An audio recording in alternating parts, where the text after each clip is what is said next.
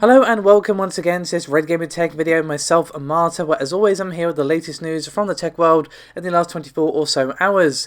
Today we're going to start things off with a bit of a follow-up regarding Microsoft. So yesterday saw the reveal of the Surface Laptop 3 among other things. Go and check out my video yesterday if you missed my video on the specs of the Surface 3 laptop, which has both Intel and AMD options. However, one of the things we saw inside the Surface Laptop 3 was of course a custom silicon that was the Ryzen CPU. But according to a new report from Bloomberg, Microsoft is not stopping there when it comes to creating their own custom silicon, as according to their report, Microsoft is hiring custom CPU and SoC designers in Raleigh, North Carolina, Sunnyvale, California, and Fort Collins, Colorado, as well as, of course, for the headquarters in Redmond, Washington. Now, this is hardly anything new. Microsoft have, of course, done this before, and other companies have done this before numerous times. But still, an interesting follow-up, I thought, to yesterday's piece on the Surface laptop. So, if you missed it, Paul did a lengthy video yesterday on both the PlayStation 5 and Xbox Scarlett. Go check out his video, which will be linked in the description below this video.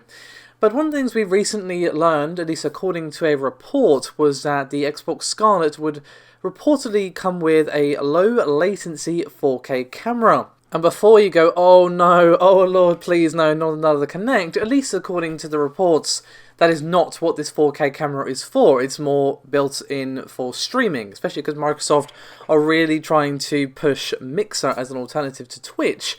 I can very much see some functionality being built directly into the Mixer platform. Now, that particular report came to us thanks to Gizmodo.com. You can find their link in the description below this video. But just a day later, Microsoft has already denied that the Xbox Scarlett is going to feature a 4K camera. Now, that's pretty much all they had to say on the subject, just that it will not feature a 4K camera.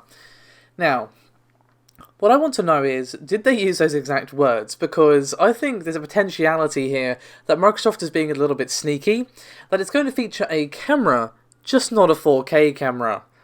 Now, I am aware, and as I'm sure you guys know, the absolute catastrophe that happened with the Xbox One launch, and a lot of that was the fault of the Kinect, and how it was bundled and made the console about £100 dollars more expensive than the player's PS4. That undoubtedly has contributed to the absolute tear the PS4 has been on versus its competitor.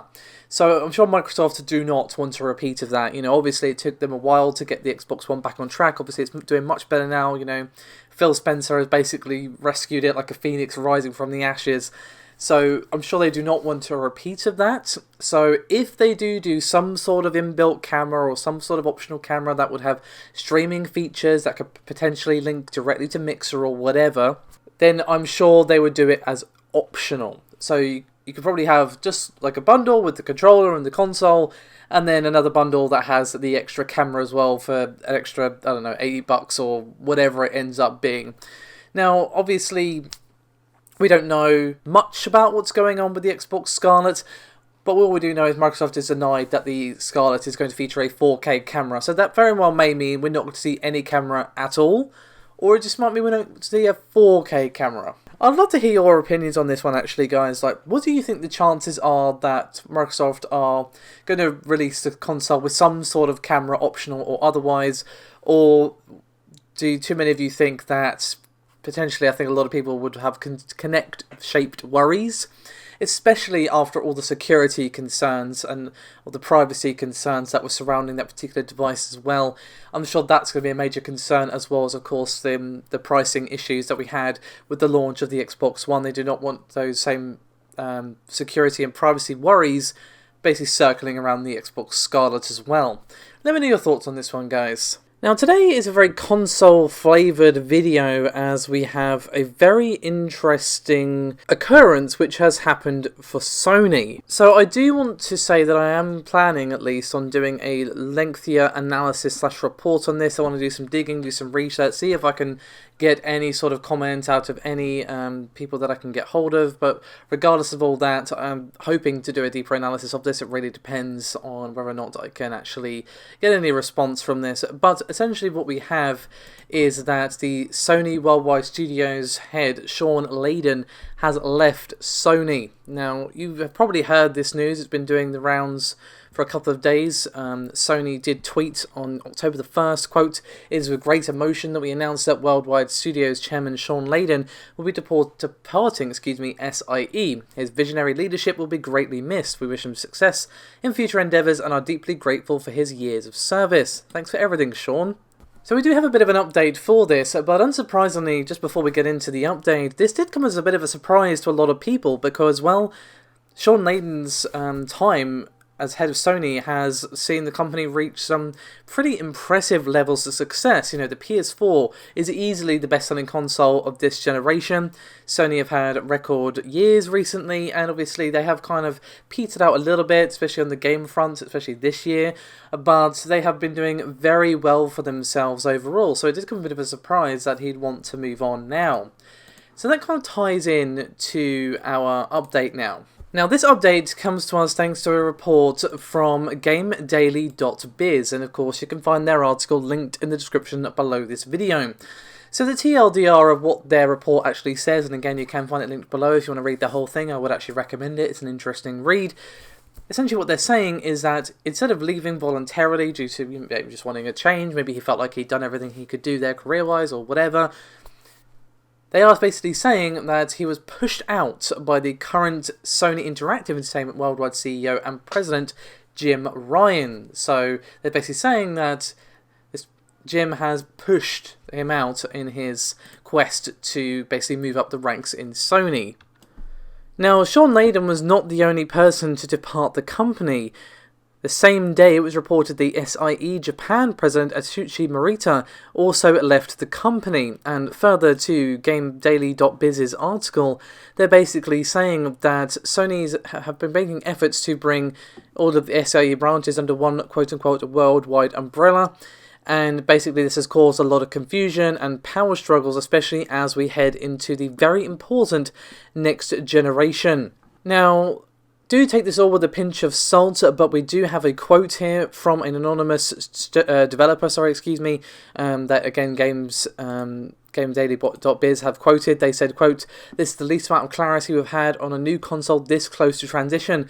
I believe the global restructuring is exponentially exacerbating the already difficult process of transitioning to a new generation. And now we're getting nervous, very nervous."